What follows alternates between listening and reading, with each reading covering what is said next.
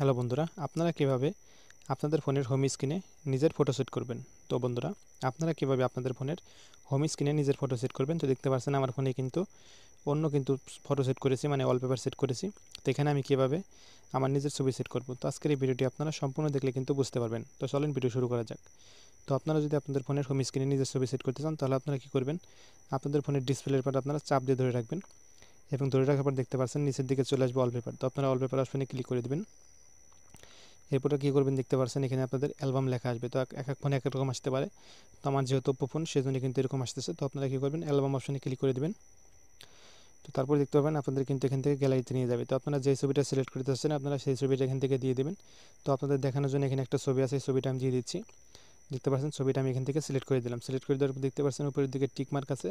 তো আপনারা টিক মার্কে ক্লিক করবেন। টিক মার্কে ক্লিক করে দেওয়ার পর দেখতে পাচ্ছেন লেখা আছে অ্যাপ্লাই।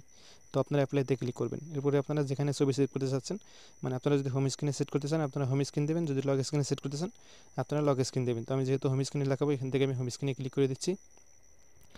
মানে হোম স্ক্রিনে ক্লিক করে দেওয়ার পর ছবিটা কিন্তু হোম স্ক্রিনে সেভ হয়ে যাবে। তো আপনাদের আমি দেখাচ্ছি, দেখতে পাচ্ছেন হোম স্ক্রিনে চলে আসার পর দেখতে পাচ্ছেন আমার ছবিটা কিন্তু সেভ হয়ে যাবে।